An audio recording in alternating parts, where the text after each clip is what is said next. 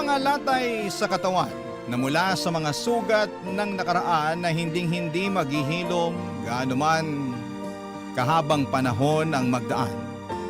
At sa mga sandali na hindi natin inaakala ay magbabalik sa atin ang mga masasakit na alaala. Ikaw kabarangay, meron ka bang masakit na nakaraan? Dear Papa Dudut, hello po, kumusta kayong lahat? Gusto ko lang samantalahin ang pagkakataon na ito para magpasalamat sa inyong programa na Barangay Love Stories. Marami kasi akong napakinggan dito na mga kwento mula sa mga kabarangay natin na kinapulutan ko ng aral at inspirasyon sa buhay. Kaya nga nasabi ko na lamang sa sarili ko na gusto ko ring magpadala ng storya at magbakasakali na maitampok ninyo sa radyo. Pero bago po ako magpatuloy sa pagkikwento ay gusto ko munang magpakilala sa inyo. Ako nga pala si Carlos, 30 years old at taga Pasig City. Nagtatrabaho ako sa isang BPO company bilang isang agent. Sa edad kong ito ay wala pa akong sariling pamilya bagaman meron akong girlfriend, si Sandra, at plano na naming magpakasal sa susunod na taon. Ngunit hindi istorya ng pag-iibigan namin ang napili kong isalaysay, kundi ang karanasan ko noong kabataan ko sa kamay ng aking nanay, Amanda.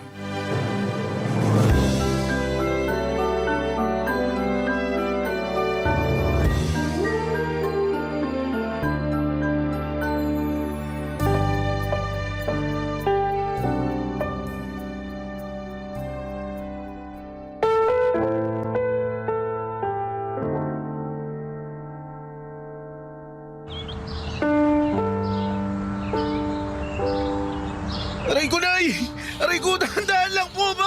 Baka matanggal na yung tenga ko sa lakas ng pagkakailan nyo eh! Kung pwede nga lang tanggalin ko yung tenga mo, bakit hindi, di ba?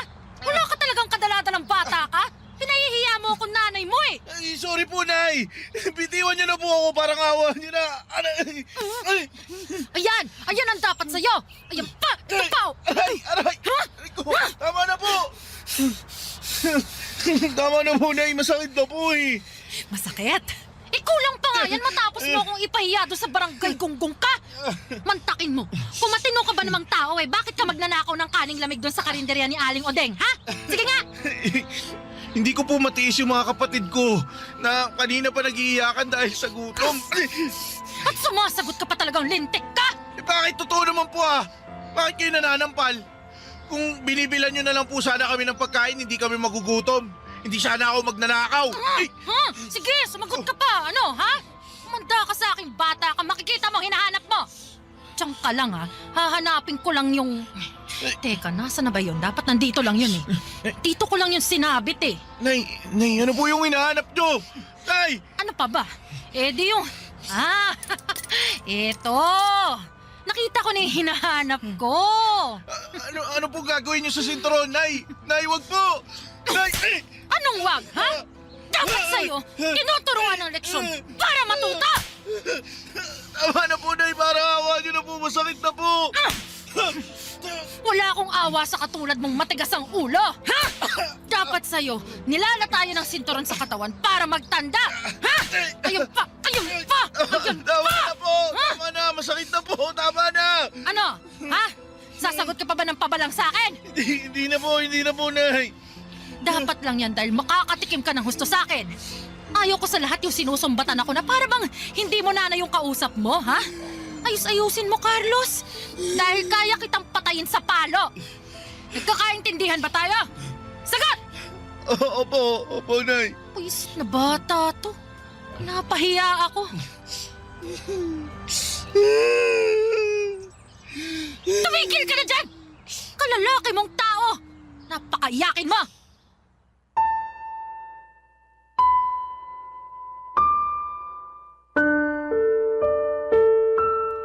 Papadudot, habang nagkakaedad ako at ang aking mga kapatid ay maraming pinagkait ang nanay namin sa amin. Una na nga doon ang kaligtasan sa loob ng pamamahay namin. Mabigat kasi ang kamay ni nanay at madalas ay nakakatikim kami ng palo sa kanya. At ang paborito niyang ipampalo simula pa lamang noong maliliit kami ay sinturon. Walang araw na hindi ako nalalatayan ni nanay kaya naman punong-puno ng peklat mula sa sugat na dulot ng hampas at palo niya ang aking katawan. Dahil din sa kahirapan ay wala kaming sapat na makain kaya kinailangan kong kumayod sa pagtatrabaho para may pambili ng bigas at kakaunting ulam. Kung may sobra, pinambabaon ko yon sa eskwelahan. Pumasok ako bilang kargador sa palengke kapalit ng maliit na kita na madalas kulang na kulang para sa pamilya namin. Wala na kasi kaming tatay, iniwan na kami nito matapos mambabae. Si nanay naman ay mabisyo at hindi responsable. Kaya nga bilang panganay papadudot ay lalo akong nagsumikap. Tumayo akong magulang sa dalawa ko pang nakababatang kapatid na babae.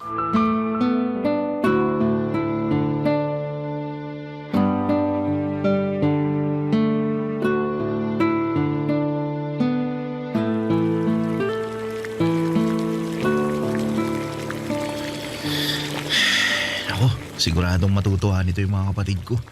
Si paborito nila tong niluto ko. Apritadang manok. Buti na lang, binayaran na ako ni Aling Osang kanina. Nakabili ako ng ulam. Ay, tara ba? Ano ba yun?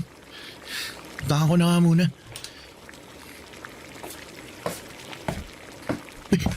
Nay! Ano ba yan, Narciso? Alam pa mo naman. Ay, di kaya. Buti pa tulungan na kita. Huwag kasi ang sahigang halikan mo. Nandito naman ako. Mamaya ka sa akin. Nay, sino po yung kasama ninyo? Ay, andiyan ka pala, Carlos. Buti pa tulungan mo tong Chong Narciso mo. Dali. Huwag yung pinanonood mo lang kami dito. Ay, Narciso si Carlos, panganay ko. Carlos, ano ba? Tutulala ka na lang ba dyan o tutulungan mo ako rito? Opo. Sige po. Halika, iupo natin siya sa bangko. Opo, Nay. Nagugutom ako. Nakakaamoy ako ng mabango. Ha? Ay, oo nga no. May niluluto ka ba, Carlos? Meron po. Buti naman dahil gutom na raw ang tiyong mo. Pero para po kasi sa mga At kailan kita tinuruan maging maramot, Aber? Parang pagkain lang pinagdadamot mo pa. Hala, sige. Pumunta ka doon sa kusina at ipaghain mo kami ng tiyong mo. Nay! Huwag mo akong simangutan ng ganyan, tatamaan ka sa akin.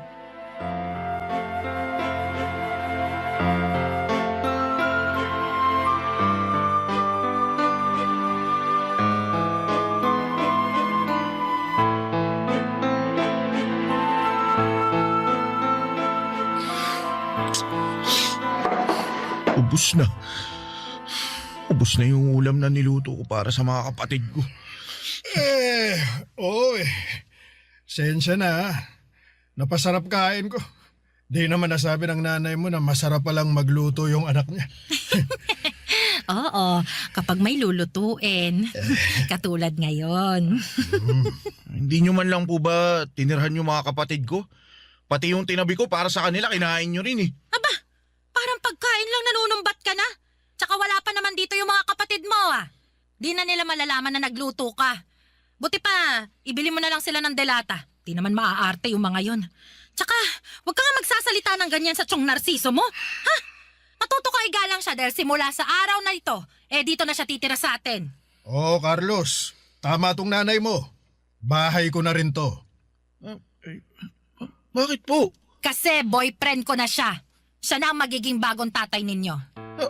Ano po? Tama-tama. Malapit pa naman ako sa mga bata. Wala kasi akong anak kaya naman ako na ang magiging tatay ninyo, ha? At ayoko sa lahat, yung palasagot at saka yung matigas ang ulo. Tandaan mo!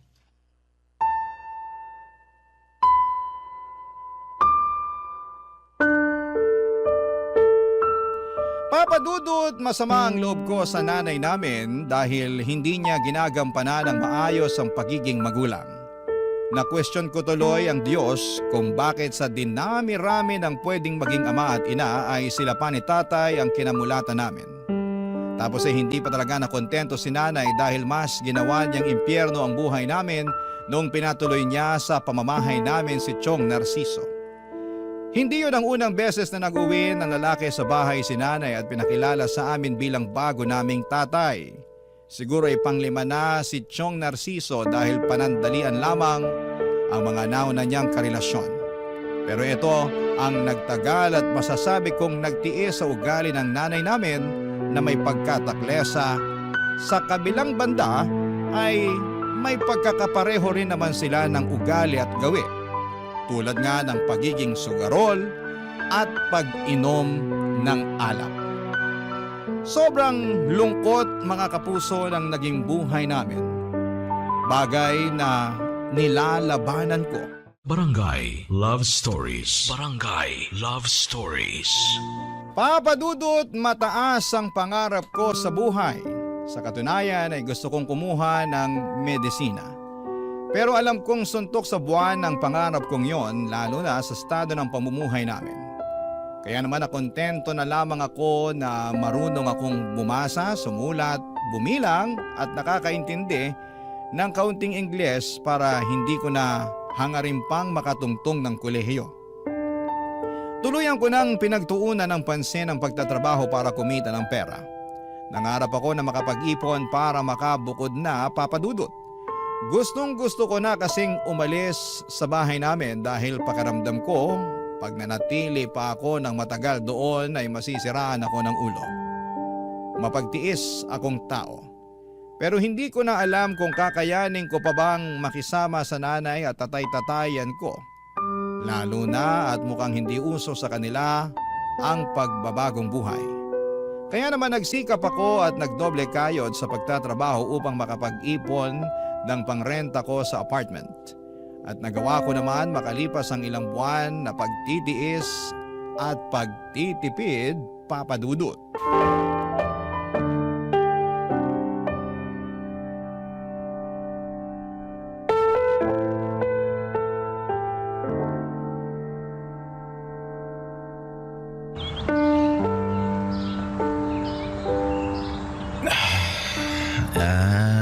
Nay, magpapaalam po sana ako. Ano yon? Bubukod na po sana ako ng tirahan. Ano ka mo? Bakit? Ayaw mo na ba rito sa bahay natin? Gusto ko po gusto ko pong maranasang mamuhay mag-isa kaya alis na po ako. Oh, saan ka naman pupunta? Magre-renta po ako ng apartment. Kabaliwan. Magre-renta ka meron naman tayong bahay. Hindi nga lang simentado at may konting mga butas sa bubong. Isama mo na rin yung medyo mainit pagtanghali kasi walang kisame pero wala ka namang binabayaran buwan-buwan. Tapos bigla mong gustong umalis at magrenta na lang. Sira ulo ka ba? Ay nako, naghahanap lang yata ng pagkakagastusan niya anak mo eh. Aba mo ka maraming pera. Hindi po, hindi. Bakit ka nga kasi aalis para magrenta? Siguro ayaw mo nang makita ang pagmumukha namin ng nanay mo, ano? Aminin mo na lang kasi, Carlos. Totoo ba yon, Carlos? O baka naman, ayaw mo nang mahingan, kaya gusto mo na lang umalis. Ay, nako. Ayan naman ang hindi pwede. Kailangan mo pa rin magbigay, ha? Kahit hindi ka na nakatira dito sa bahay, Carlos. Bakit po may pinagkakakitaan naman po kayo ni Chong. Ayan, diba? Sinasabi ko na nga be. Gusto lang tumakas sa responsibilidad niyan. Yang anak mong yan, Amanda, nako. Ay, nako. Lintik ka talagang bata ka. Kung ano-anong naiisip mong gawin. Ay, kahit kailan sakit ka talaga sa ulo ko. Manong pumirmi ka rito sa bahay natin at maghanap buhay na lang para may pangambag ka. Kita mong di sapat yung pinagkakakitaan namin ng Chong mo. Pa-extra-extra lang siya sa construction, di ba? Ikaw lang ang inaasahan namin na makakapagbigay ng regular. Tapos plano mo pa kaming takasan. Hindi naman po sa ganun. Anong hindi sa ganon? Sinasabi mo lang kanina na may pinagkakakitaan naman kami. Sabihin mong hindi, sasampalin ko yung bunganga mo. Sobra naman kayo magsalita sa akin, ay. Buong buhay ko tumulong ako sa pamilya natin sa abot ng mga kaya ko. Kahit nga nung maliit pa ako eh. Mas ako na nga yung nagtatrabaho para may pambili tayo ng pagkain tapos kayo. Kung hindi nakatunga nga lang dito sa bayo kaya nakikipagchismisan sa mga kapitbahay, nandun kayo sa sugalan. Aray ko! Bakit niyo po ako sinampal? Sa tingin mo, bakit? Namumuro na yung bibig mo, lumalaki kang bastos at palasagot. Amanda, gusto mo bang ako na ang umupak dito sa anak mo, ha? Ayoko sa lahat yung bastos at palasagot na akala mo kung sino eh. Sige, Narciso. Turuan mo ng leksyon niyang batang yan para maalala niya kung ano lang siya sa pamamahay na to. Tama. Matagal nang hindi nakakasuntok tong mga kamao ko eh. Lagot ka sa akin ngayong ungas ka. Masyado kang madaldal, Carlos, ha? Nakakarindi ka na. Ha? Chong, teka, wag po. Ano? Nay, saklolo, wag po! Papa Dudut, ilang suntok at tadyak din ang inabot ko kay Chong Narciso bago niya ako tinigilan. Dinuraan din niya ako at ininsulto. Kung ano-anong pangit at masasakit na salita ang sinabi niya sa akin dahilan para magtanim ako ng matinding galit sa kanya. Kasabay ng mga sariwang pasako sa katawan ng pagkirot ng mga nagdaang latay mula sa sinturong ginamit ni nanay sa panghampas sa akin noong araw. Kaya nga kahit na malaki na ako noon ay malaki rin ang takot ko sa sinturon. Pag nakikita ko kasi ang bagay na yon ay naalala ko ang masakit at masamang nakaraan ko simula pagkabata. Bukod doon ay malaki din ang takot ko kay nanay, kaya 5 buwan ding naantala ang plano kong bumukod. Ngunit natuloy din ang pag-alis ko sa bahay namin at kahit na nakakatakot mamuhay ng mag-isa, kinaya ko at nagsikap ako na magpatuloy sa araw-araw. Doon ako nakapasok sa BPO sa tulong ng kaibigan ko at masasabi ko na kahit papaano ay umasenso ang buhay ko. Nagpapadala pa rin ako ng pera kina nanay para meron silang panggastos. Pero hindi ko sinabi sa kanila ang kinakaroonan ko dahil ayoko na matunton pa nila ako. Kaya lang makalipas ang 6 na buwan ay may inamin sa akin ang kapatid ko na ikinagulat ko ng husto. Papa Dudut.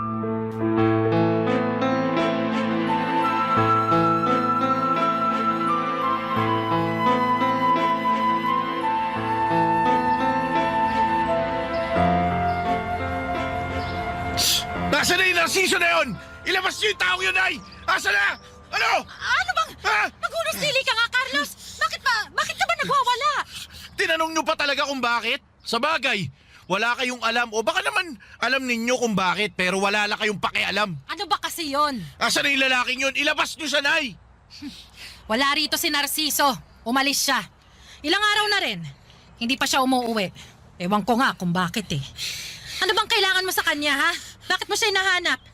Malaki yung atraso sa akin ng taong yun. Ano nga ang ginawa sa'yo ni Narciso? Sa akin wala, pero sa kapatid ko meron. Pero dahil wala kakayahan yung kapatid ko na pagbayarin ang hinayupak na yun, ako na lang ang gagawa nun para sa kanya. Ha? Ano bang sinasabi mo? Bakit hindi mo na lang ako diretsuhin? Pinagsamantalahan na kinakasama niyong yun yung kapatid ko, Nay. Ano ka mo? Huwag niyo sabihin hindi niyo alam yun. Hindi ko talaga alam. Wala namang sinasabi yung kapatid mo sa akin, kaya... Eh paano magsasabi yun sa inyo? Eh kulang na nga lang kalimutan nyo ng mga anak nyo kami. Sa sobra-sobrang pagmamahal nyo dun sa lalaking yun. Di ba? Di ba mas kinakampihan nyo pa siya kaysa sa amin? Huwag nyo sabihin hindi. Ako mismo naranasan ko noon nung nandito pa ako. Alam nyo kasalanan nyo kasi talaga to eh. Ano? Bakit ko naman to naging kasalanan? Kasi kayo yung nagpatuloy sa lalaking yun dito sa pamamahay natin. Mas inuna nyo lumande kaysa magpakananay sa mga anak nyo. Sumusobra ka na sa mga pinagsasabi mo sa akin, ha? O bakit? Ako pa talaga yung sumusobra eh. Kumusta naman kaya kayo? Hoy, ako pa rin ang nanay mo, ha? Kaya wala kang karapatang bastusin ako ng ganyan. At kayo, may karapatan na pabayaan kami simula pagkabata. Hindi dapat ganun yung nanay, di ba? Sa pagkakaalam ko, ang nanay dapat responsable, mapagmahal at gagawin ang lahat, maprotektahan lang ang anak niya. Pero hindi. Kabaliktaran kayo lahat ng mga magaganda at mabubuting katangian na sinabi ko. Yung inyo kasi, pangit at masama. Kaya kasalanan nyo kung bakit napahamak yung kapatid ko eh. Humanda kayo kasi papakulong ko rin kayo. Bakit kasama ako? Carlos naman, huwag mo namang gawin yun. Nanay mo pa rin ako eh. Parang awa mo na, Carlos. Maawa ka naman sa akin. Ayoko mabulok sa bilangguan. Ano maawa? Eh kayo nga hindi kayo naawa sa amin noon kaya bahala kayo sa buhay nyo. Carlos naman, huwag mong gawin sa akin to. Nanay mo pa rin naman ako. Nanay ka nga namin pero kahit kailan hindi ka naman nagpakananay sa amin. Eh ano pang saysay na kilalanin ka naming nanay? Sige nga. Wala, di ba? Wala! Papa Dudut, galit na galit ako sa nanay ko dahil pakiramdam ko ay hinayaan lamang niya na mapahamak ang kapatid ko sa kamay ng kinakasama niya. Kaya naman sinisisi ko siya ng husto sa mga nangyari at kinamuhian pagkatapos. Bukod doon ay sinisisi ko rin ang sarili ko dahil mag-isa lamang akong tumakas noon sa poder ng nanay namin. Dapat ay sinama ko pala ang mga kapatid ko at hindi ko sila iniwan. Desidido na ako noong sampahan ng kaso ang tatay-tataya naming si Narciso, kaya lang bigla naman siyang inatake sa puso at tuluyang natulog sa kamatayan. Para sa akin, kulang pang kabayaran yon sa kanyang pagkakasala kaya naman hindi ako tuluyang natahimik. Paulit-ulit kong hiniling na sana'y masunog sa impyerno ang kaluluwa niya. Abot langit ang galit ko sa taong lumapastangan sa kapatid ko. Hindi ko rin naman maihabla si nanay dahil naawa ako nung nakita ko siyang nagluluksa sa biglaang pagkamatay ng kinakasama niya. Pero andun pa rin yung matinding galit sa puso ko para sa sarili kong ina, Papa Dudut. Barangay Love Stories. Barangay Love Stories. Papa Dudut, nagdesisyon akong kuhanin sa poder ng nanay namin ang dalawa kong kapatid. Bagay na mariin niyang tinutulan noong una. Marami siyang sinabi at nagmakaawa siya na kesyo pag umalis kami ay maiiwan na lamang siyang mag-isa. Sinumbatan ko siya na wala naman siyang kwentang nanay at hindi naman niya kami kayang ipagtanggol laban sa ibang tao. Kaya nga naging bingi ako at hindi ko pinakinggan ang panambitin niya. Umalis kami ng mga kapatid ko sa poder niya at pinabayaan siya. Nangako ako sa mga kapatid ko na gagawin ko ang lahat upang mabuhay kami ng payapa. Makaraan nga ang 1 taon ay inamin sa akin ng pangalawa kong kapatid na nakausap niya ang nanay namin at gustong gusto raw akong makita. Nung una ay nagalit pa ako sa kapatid ko dahil pinagbawalan ko na silang makipag-ugnayan ulit sa nanay namin. Pero pinaintindi nila ng bunso namin na kailangan kami ni nanay, Papa Dudut. Kaya nga kahit labag sa kalooban ko, pumayag akong bumalik sa dati naming tirahan at nadatnan ko doon ang nanay namin na may kargang sanggol, Papa Dudut.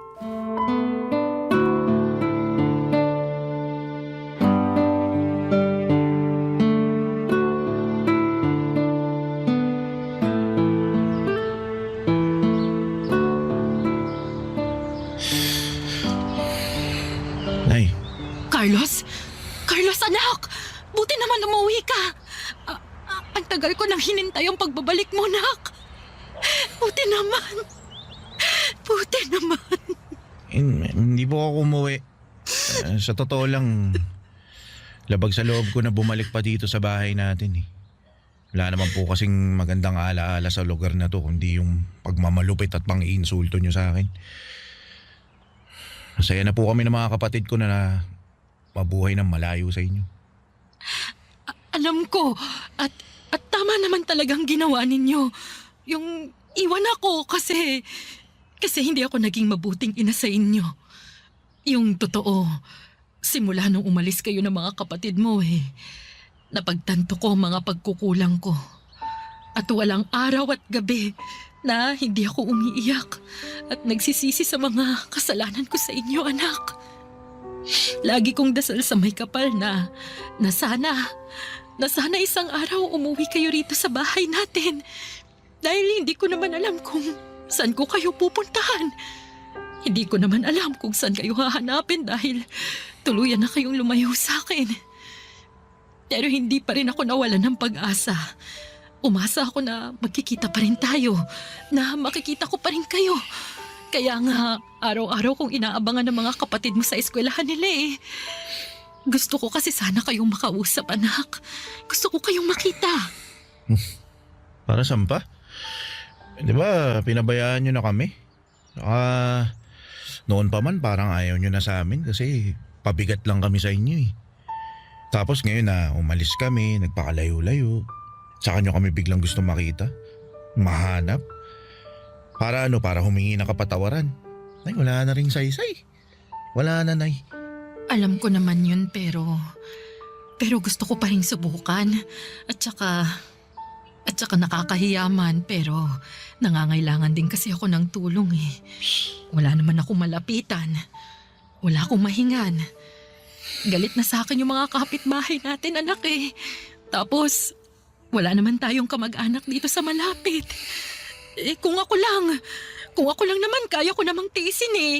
Yung hirap, yung gutom, yung pag-iisa, kaya kong tiisin lahat yun. Pero kawawa yung anak ko eh. Kawawa yung kapatid ninyo. Kawawa yung anak nyo. Kapatid namin. Oo. Ang baby na to. Kapatid ninyo ang baby na to, Carlos. Nung namatay si Narciso, tsaka ako lang nalaman na nagdadalang tao pala ako. At nakuha nyo pa talagang magluwal ng bata sa mundo na papabayaan nyo lang naman din. Di ko naman ginusto ito eh. Ilang beses, Carlos. Ilang beses ko nga naisip na ipalaglag na lang tong kapatid ninyo eh. Kaya nga kinakain na ako ng konsensya. Tinatalaban pa pala kayo nun? Carlos naman. Alam ko na malaki ang pagkakasala at pagkukulang ko sa inyo ng mga kapatid mo. Lalo na sa'yo. Dahil pinakargo ko sa'yo noon ang responsibilidad ng pagiging isang magulang. Pero wala naman akong naalala na tinuruan kitang maging masama ah. Hindi rin naman likas sa'yo yun kaya nakikiusap ako. Kahit na para na lang sa kapatid mong to. Tulungan mo siya. Tulungan mo kami, nak. Parang awa mo na. Wala na talaga ako ibang malapitan eh. Ikaw na lang. Kaya sana huwag mo namang ipagkait sa amin ang awa mo. Papa Dudut, akala ko ay tuluyan ang naging bato ang puso ko ngunit hindi pa rin pala. At napatunayan ko yon noong nakaramdam pa rin ako ng habag sa nanay ko at sa sanggol na kapatid namin sa dati niyang kinakasama na si Chong Narciso. Naawa ko ng husto sa sitwasyon nila at kahit na ayoko na muling pabalikin siya, sa buhay ko ay pansamantala kong kinalimutan ang mga kasalanan niya sa amin. Oo, kinupkup ko ang nanay at kapatid ko at pinatira sa nirerentahan naming apartment kung saan naninirahan din ang dalawa ko pang kapatid na babae. Nagsama-sama ulit kami at nakita ko naman ang pagbabago ng nanay ko. Pero hindi pa rin ako ganon kakomportable sa presensya niya. At kahit na ginagawa naman niya ang lahat para mapatunayan na nagbago na siya ay hindi pa rin mawala sa akin ang takot na baka anumang sandali ay maaari niya ulit kaming saktan. Mabilis na lumipas ang maraming taon at nagkaroon ng karamdaman ang nanay namin. Pagkatapos ay na-stroke pa siya, hindi lang isang beses kundi 2 ulit pa. Dahilan para maparalisado ang ibabang bahagi ng kanyang katawan, Papa Dudut.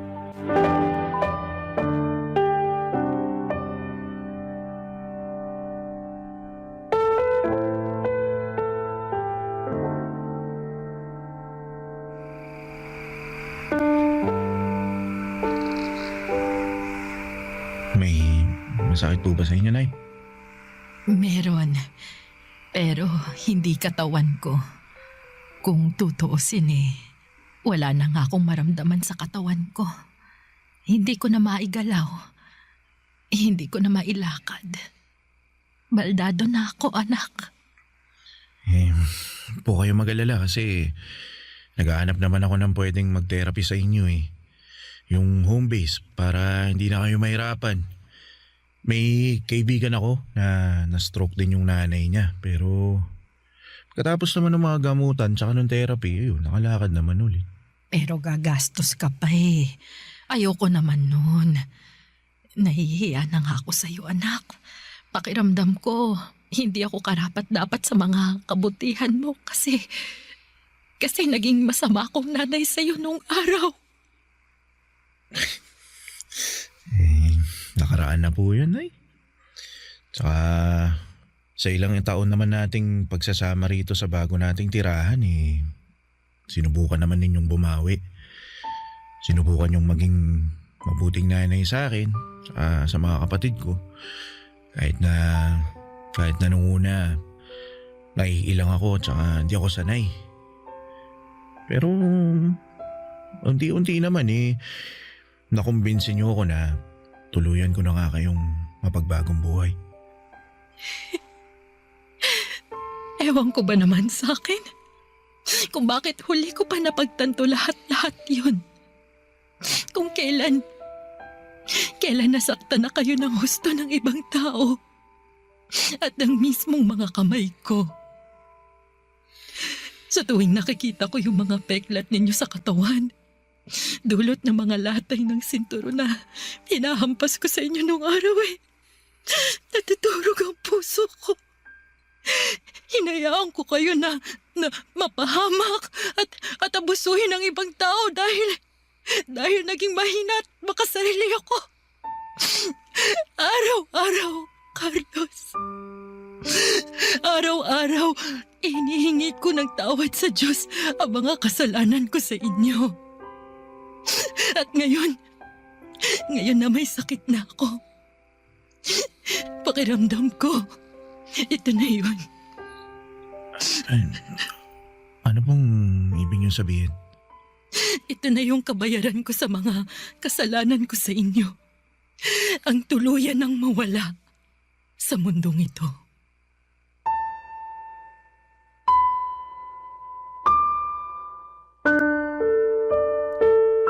Papa Dudut, nagkaiyakan kami ni nanay matapos ng pag-uusap naming yon. At nung tumahan na kami ay nakumbinsi ko siya na kainin ang dala kong pagkain. Kung noong araw si nanay ang nagsusubo sa akin, pero nang mga panahong yon ay siya na ang sinusubuan ko. Nangako sa akin ang nanay na gagawin niya ang lahat para lumakas nang sa ganon ay patuloy siyang makabawi sa amin na mga anak niya. Kaya lang ditong 2025 lang ay tuluyan nang sumakabilang buhay ang nanay namin. Masakit, malungkot at kahit na may hindi kami pagkakaunawaan noong araw, ay masasabi ko na mahirap pa ring mamatayan ng magulang. Pero masaya naman kaming magkakapatid dahil kahit papaano, naranasan at naramdaman namin ang pagmamahal ng isang ina. Isang ina na bumawi sa kanyang mga pagkukulang. Maraming salamat po, Papa Dudut, sakaling mapili po ninyong itampok sa programa ninyong Barangay Love Stories, ang storya ng buhay namin.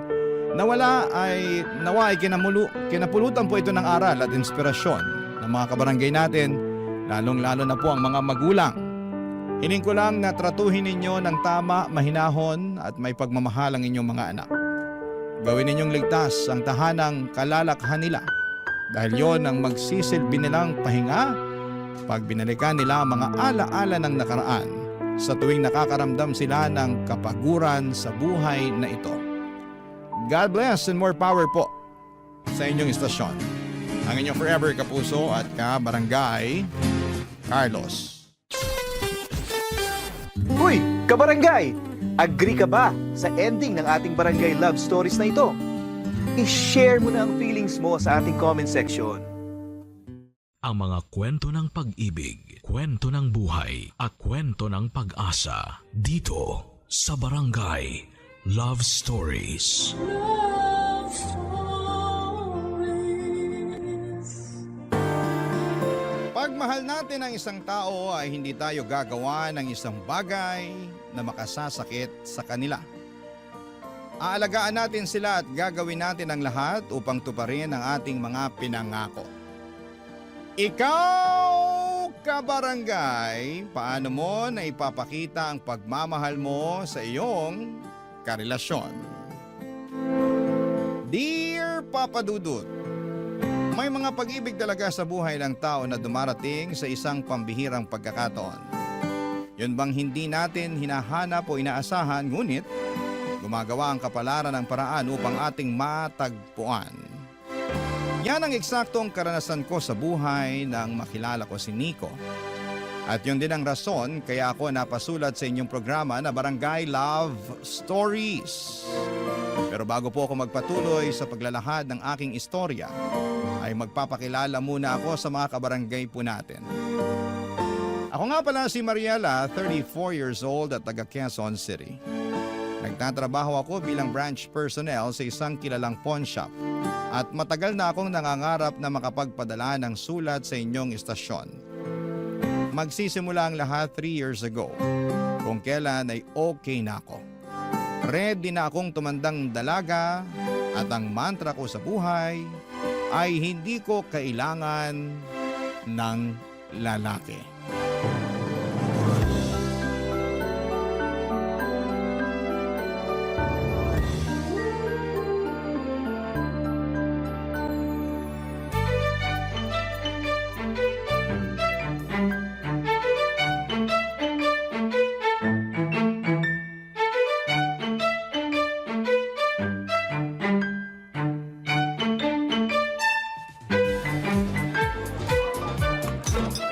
Alam mo, buti pa.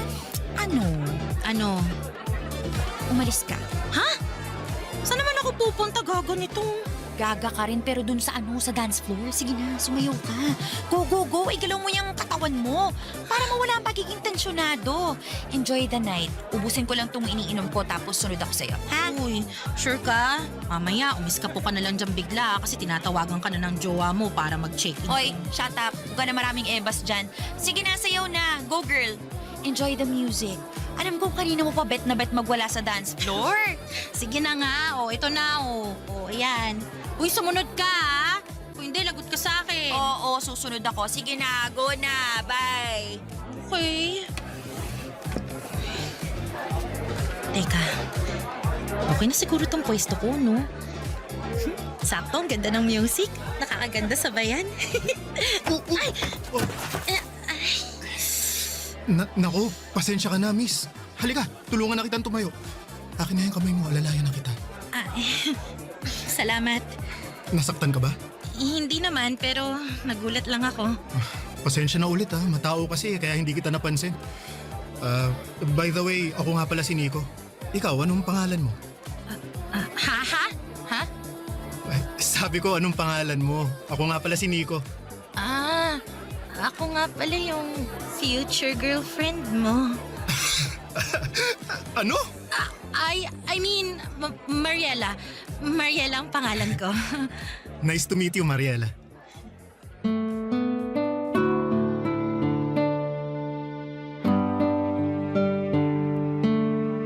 Papadudot nung nakita ni Feby ang eksena ay agad na rumampa ang kaibigan ko papunta sa dance floor. Hindi para sumayaw kundi para pasimple akong itulak at bungguin papalapit kay Nico. Good catch na raw kasi ito, guwapings at mabango. Kung todo iwas naman akong madikit sa lalaki na noong ko pa lamang nakilala kesyo natatakot ako na baka meron itong kasamang girlfriend na nasa paligid at pag nakita kami ay bigla na lamang akong sabunutan at iskandaluhin. Pero sa awa naman ng Diyos ay wala naman. Bago kami naghiwalay ni Nico ay kinuha niya ang number ko at tinext ako. Doon na nagsimula ang aming komunikasyon. Foreigner si Nico pero lumaki siya sa Pilipinas kaya marunong siyang magtagalog. Masasabi ko na gwapo, matangkad, makisig at malakas ang apil niya. Hindi nagtagal ay niyaya niya akong lumabas para makipag-date. Tapos ay nasundan pa yon ng marami pang date hanggang sa nagtapat na siya ng pag-ibig niya sa akin. Nung naging kami, masasabi ko na isa yon sa mga pinakamasayang sandali ng buhay ko.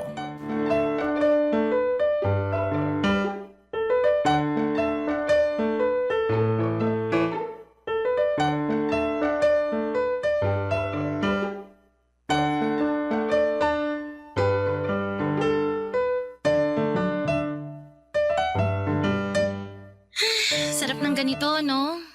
Hmm? Yung magkasama lang tayo rito sa apartment ko. Nakahiga ka sa lap ko habang nanonood tayo ng paborito nating movie. Ganun. Oo nga eh. Nakaka-relax talaga. Alam mo, sobrang saya ko pag magkasama tayo. Ako rin naman. Tsaka kahit na nakakaisang taon na tayo, pakiramdam ko kahapon lang tayo nagkakilala. Talaga? Paano mo nasabi? Paano ba? Yung intensity, Yung dating ng mga feelings ko kapag kasama kita, katulad pa rin nung nararamdaman ko nung unang beses na nagkakilala tayo. Nung nabunggo kita sa dance floor? Oo. Alam mo, ang totoo, kahit na nasaktan ako ng slight dun sa pagkakaumpog ko kinilig naman ako kasi gwapo-gwapo mo. Kahit kailan napakabulera nitong girlfriend ko. Uy, hindi kaya yun bola. Alam ko naman. Siyempre, nagbibiro lang ako. Pero, ako rin naman. Ano yan? Na habang tumatagal tayo, mas nadadagdagan yung pagmamahal ko sa'yo. Kumbaga, corny man pakinggan pero araw-araw kitang minamahal. Lalong minamahal. Ikaw yata yun ang bobola sa atin Uy, hindi kaya. Nagsasabi lang ako ng totoo. Naniniwala naman ako. Ramdam ko kaya na mahal mo ko. Aba dapat lang dahil para sa akin, ikaw na ang babaeng nakikita ko na makakasama ko hanggang mangulubot tayo. Grabe naman yung mangulubot. Pero kailan mo ko planong ipakilala sa pamilya mo? Ha? Paano naman napunta dyan yung usapan? Wala lang. Natanong ko lang kasi kung ako na yung babae na nakita mo na makakasama mo hanggang mangulubot tayo, ibig sabihin, may plano ka ng pakasalan ako, tama? Tama. Pero bago tayo magpakasal, kailangan muna nating hingi ng approval ng mga magulang natin, di ba?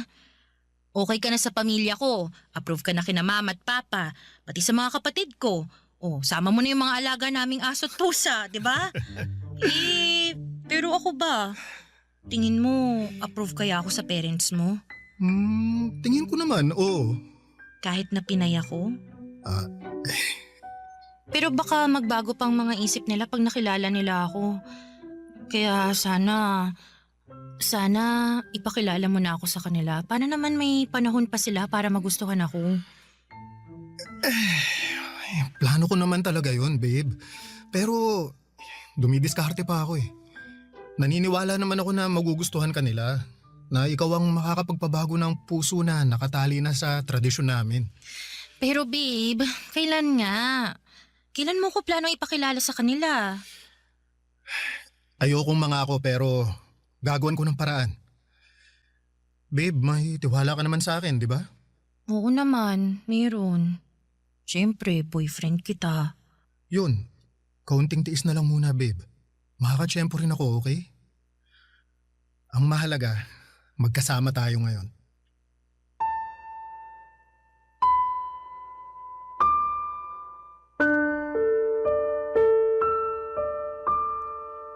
Papadudod sa loob ng isang taon ng pagiging magkasintahan namin ni Nico ay never niya pa akong pinakilala sa pamilya niya.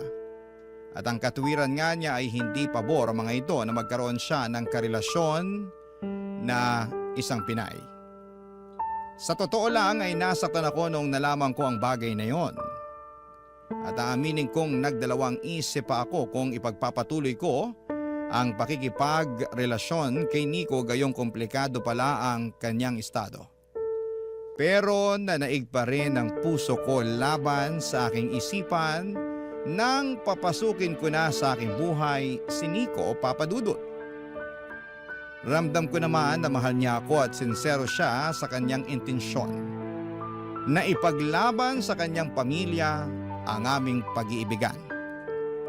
Baka ako lang talaga ang may problema dahil naiinip na ako ng mga panahong yon.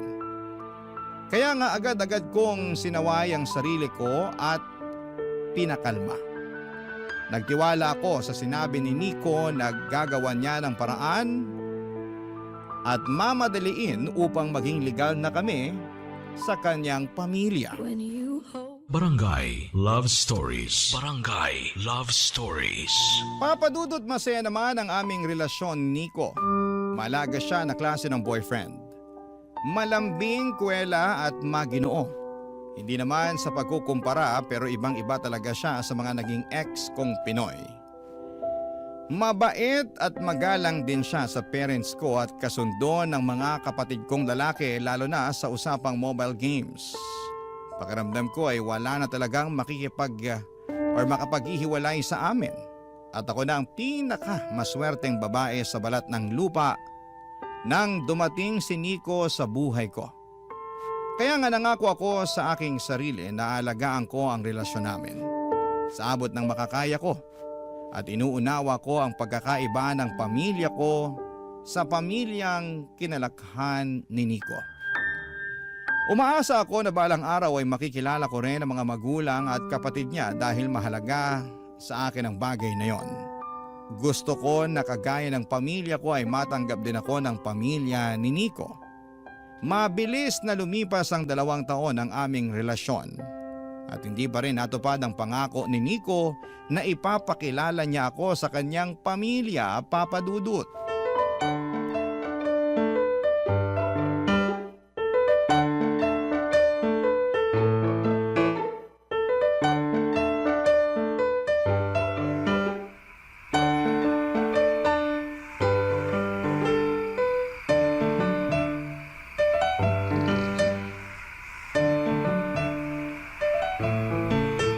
Pwede pa naman siguro tayong mag-celebrate, di ba? Total, ito na. Nandito na ako. Babe, ano pang isa-celebrate natin? Itapos na yung birthday mo. Alauna na kaya ng madaling araw. Mariela naman eh. Nandito na nga ako. Huwag mo na sanang gawing komplikado ang lahat. At ako pa talagang nagpapakomplikado sa lahat. Eh sino pa nga ba? Alangan naman ako eh. Sabi ko nga pwede pa rin naman nating i-celebrate yung birthday ko. Ikaw lang naman yung may ayaw kasi kamo, ibang araw na ngayon. Bakit? Totoo naman ah. Alam mo nakakasama ka na ng loob.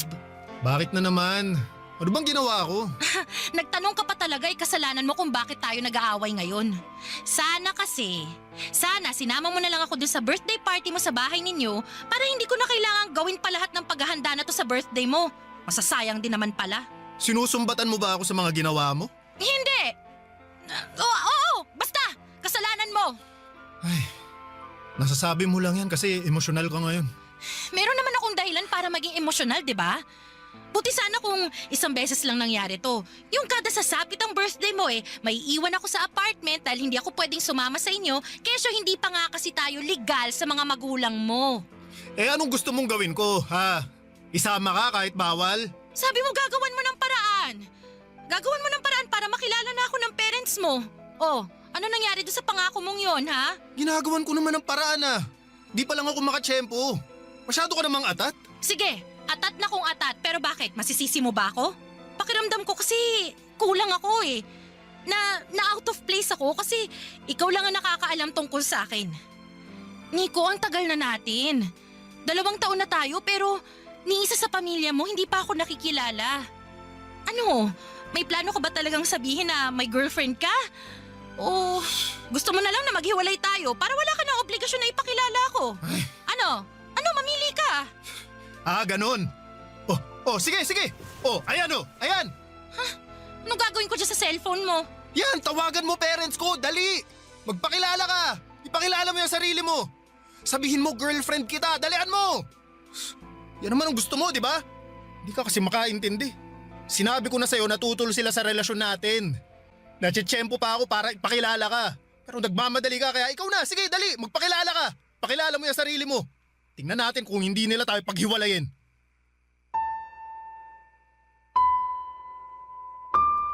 Papa Dudut, sumama talaga ng husto ang loob ko kay Nico. Lalo't nakita ko na parang binabaliwala niya ang nararamdaman ko. Isama niyo na rin ang effort ko sa paghahanda para sa kanyang kaarawan at paghihintay na dumating siya. Oo, hindi naman niya hiningi o sinabi na maghanda ako pero gusto ko ngang gawing espesyal ang pagse-celebrate namin ang araw ng kapanganakan niya. Na-realize ko tuloy na kahit na ano palang haba ng pasensya at pag-iintindi mo, kahit na sinubukan mo ng lawakan ang isipan mo ay darating ka pa rin sa punto na mapapagod ka na lamang at muling maiinip. Tingin ko kasi walang usad, walang progreso ang pangako ni Nico sa akin na ipapakilala na niya ako sa kanyang pamilya. Hindi niyo ako masisisi at feeling ko kasi ay hindi ako nag-i-exist sa buhay ng boyfriend ko. Lalo na nga at walang kahit na sino sa mga kamag-anak niya ang nakakaalam tungkol sa akin.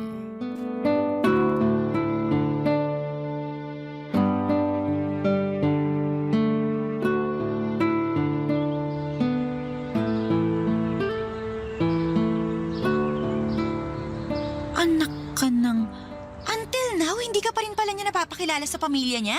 Ganun na nga. Tapos ayun, nag-open up ako sa kanya tungkol doon. Tapos nagalit siya. Sinabihan pa ako na atat. Di nagalit din ako. Nakaka-offend kaya. Sinabihan ko siya na mamili siya. Ipapakilala niya ako sa pamilya niya o magbe-break kami. Tapos? Ayun, binato niya yung cellphone niya sa akin.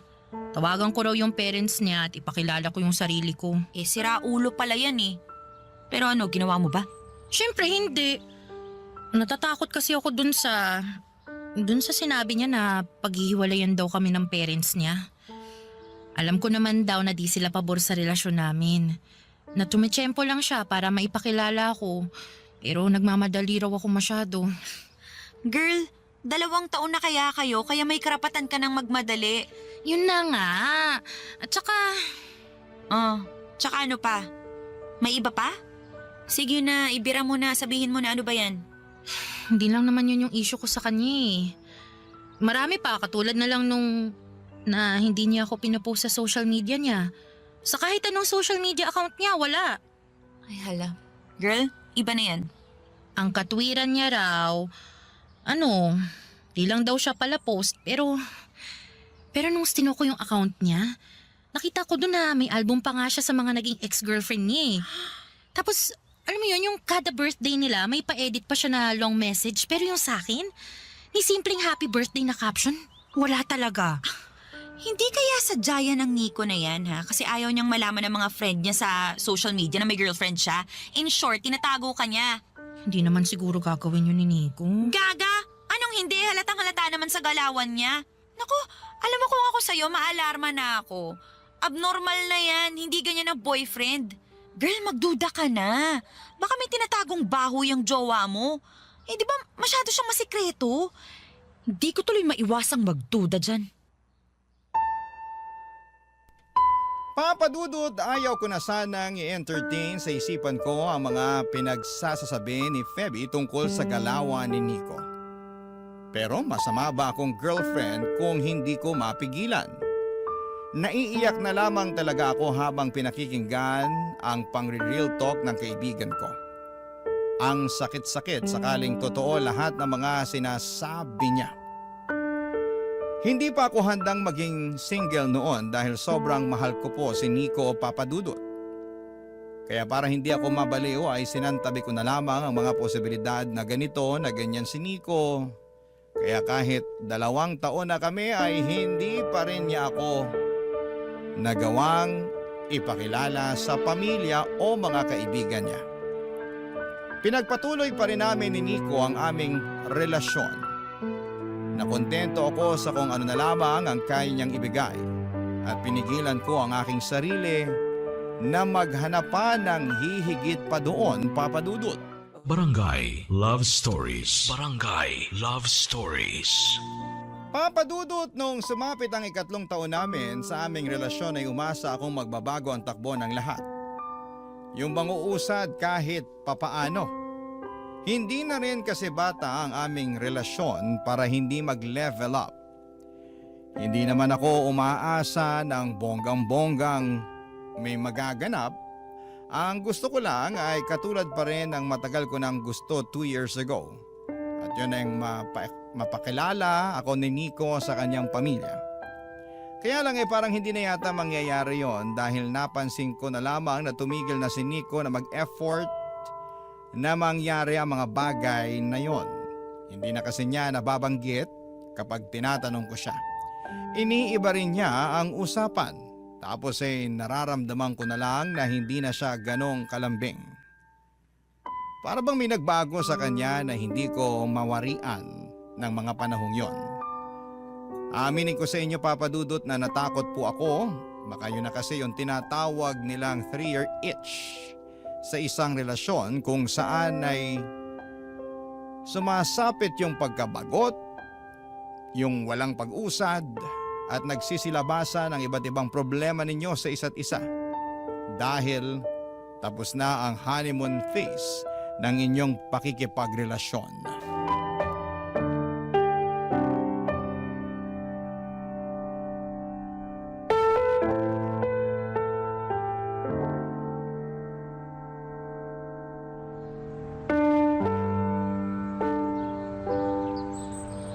Babe, pwede ba tayong mag-usap? Tungkol saan? Nababother na kasi ako eh. Bakit? Sa relasyon natin. Sa atin. Nababother na talaga ako. Ano na naman bang problema? Ayan! Anong ayan? Ako? Ako yung problema? Hindi. Oo. Ano ba talaga, Mariela?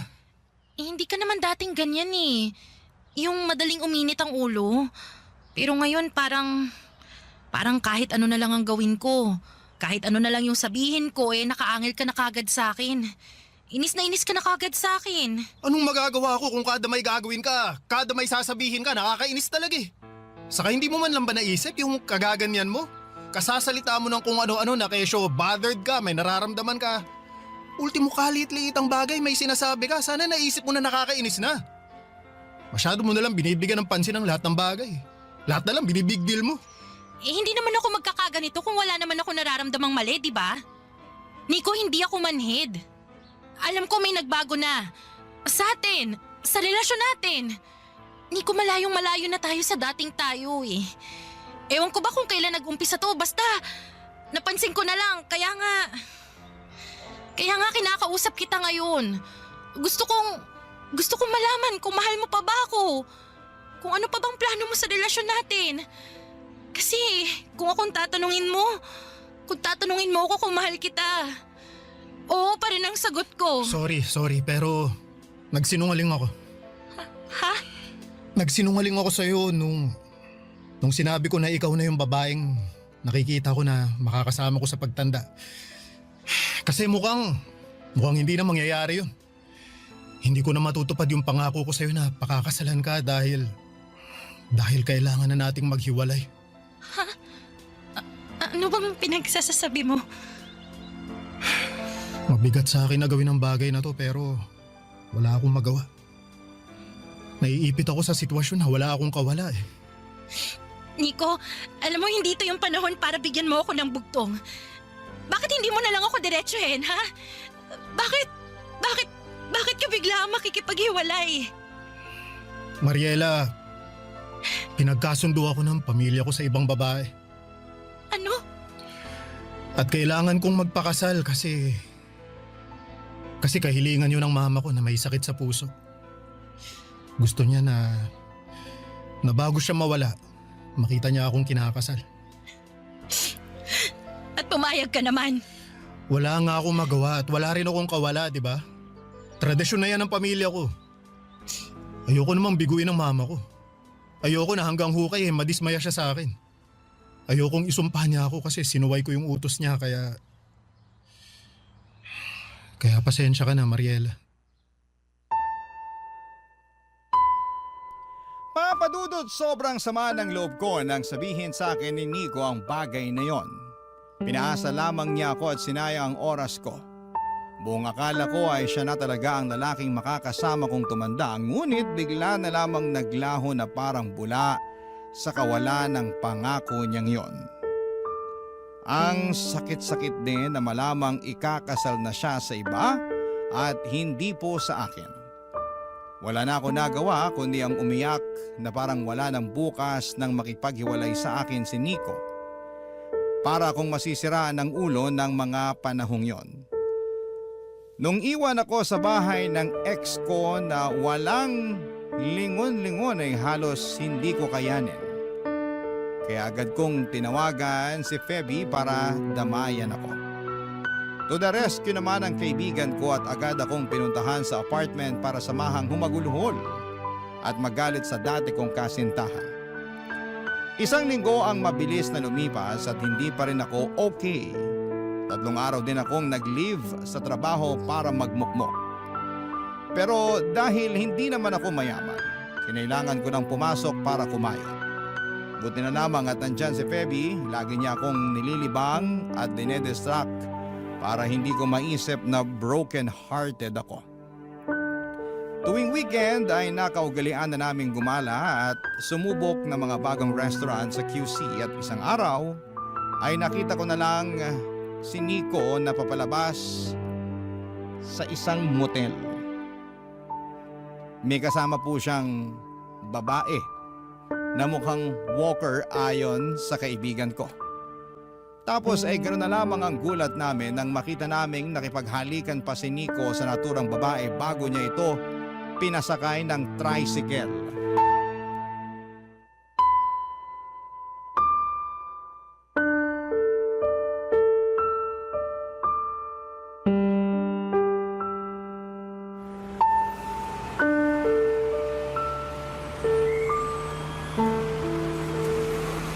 Walang hiya ka, Nico! Mariela! Phoebe, anong ginagawa niyo rito? Kami yatang dapat magtanong sa'yo niyan. Nakita ka lang naman namin nakakalabas lang dyan. Dyan! Sa motel na yan! Huwag mo nang i-deny kasi may picture ako dito. Ebidensya. Bukod doon, nakita ka rin namin na may kasamang babae na mukhang bayaran. At hinalikan mo pa nga bago mo pasakayin ng taxi. Akala namin ikakasal ka na. Di ba bawal yung ginagawa mo? O baka naman dun ka sa babaeng yun ikakasal. Tama ba? Siyempre hindi, no? Nakilala ko lang yung kagabi sa... O di huling-huli ka nga! Malandi ka talagang lalaki ka! Umamin ka nga, Nico. Totoo ba talaga yung sinabi mo tungkol sa pinagkasundo ka sa ibang babae kaya hiniwalayan mo ko? Oo, alam ko na wala na tayo. Pero may karapatan pa rin akong malaman ng totoo, di ba? Lalo na't gabi-gabi kong sinisisi ang sarili ko na baka kasalanan ko talaga kaya nasira ang relasyon natin. Na baka sumobra ako. Na baka naging mapaghanap ako, ganun. Oo nga, deserve ng kaibigan ko na malaman ng totoo. Ay, nako! Dami nyo namang arte. Ganyan ba talaga kayong mga babae? Masyado kayong emosyonal, wala naman sa lugar. Anong sinabi mo? Tinatanong ka na maayos ng kaibigan ko kaya sumagot ka na maayos. O baka naman gusto mong makita ang isa pa naming ugali. Gusto mong makita kung paano kami maging bayolente, ha? Ha? Ha? Ano? Phoebe, tama na. Minahong ka lang. Hindi! Ang hirap eh! Sira ulo tong ex mong tukmol na to eh! Nanggigigil ako patikimin ng flying kamao ko eh! O ano? Sasagot ka ba? Masusuntok kita! Ay, oo na. Sige na. Amin na ako para manahimik na kayo. Pagkatapos nito, talo-talo na tayo, ha? Kanya-kanya na ulit, okay? Baliw! Phoebe, please. Sige na. Magsalita ka na, Nico. Ay, nako. Paano ba to? Dami nyo kasing arte, pero sige, aamin na ako. Hindi totoo yung sinabi ko sa'yo na pinagkasundo ako ng parents ko sa ibang babae para magpakasal. Wala yun. Imbento lang yun kasi gusto ko nang makipaghiwalay sa'yo. Alam ko na hindi ka kasi papayag, lalo sabi mo pa nun, mahal mo pa rin ako. Pero hindi na kasi kita mahal, Mariela eh. Ay, mali. Hindi naman talaga kita minahal. Sakto lang, masaya lang ako kasi nandyan ka. Pinapansin mo ako, inaasikaso. Pinatutuloy sa apartment mo pag kailangan ko. Pero wala naman talaga akong planong makisama sa'yo tapos pakasalan ka pa kaya? Yun din ang rason kaya hindi kita maipakilala sa mga magulang ko. Tsaka wala na rin naman talaga akong mga magulang. Ulila na ako simula pagkabata. Tsaka wala rin akong mga kapatid. Sino yung ano? Sino yung mga nasa picture na pinakita mo sa akin na sabi mo pamilya mo? Wala yun, kinuha ko lang yun sa internet. Hindi ko naman nakalain na mapapaniwala ka. Na mauuto kita kaya sinakyan ko na lang. Pinangatawanan ko na lang. Walang yakap pala talaga eh! Ha? Aray ko! Ha? Aray! Ang kapal na Ang mukha sakit mo! na- Uy! Ha? Ano ba? Kapal na mukha mo! Sakta ng kaibigan ko! Loko-loko to? Phoebe, tama na. Hindi! Anong tama na? Kulang pa nga yan sa mag-asawang sampal na binigay ko sa siraulong yan dahil sa ginawa niya sa'yo. Hoy! Nico! Ang kapal naman ng mukha mo na paglaruan ng damdamin ng kaibigan ko? Para ko na yung kapatid tapos sasaktan mo lang? Ha? Napakalandi mong lalaki ka! Kapal mo! Tama si Phoebe. Napakalandi mo. Napakasama mo man, loloko ka, magagamit ka. Buti na lang talaga naghiwalay na tayo. Buti na lang nawala ka sa buhay ko kasi salot ka. Makarma ka sana, Nico. Napaka-abusado mo.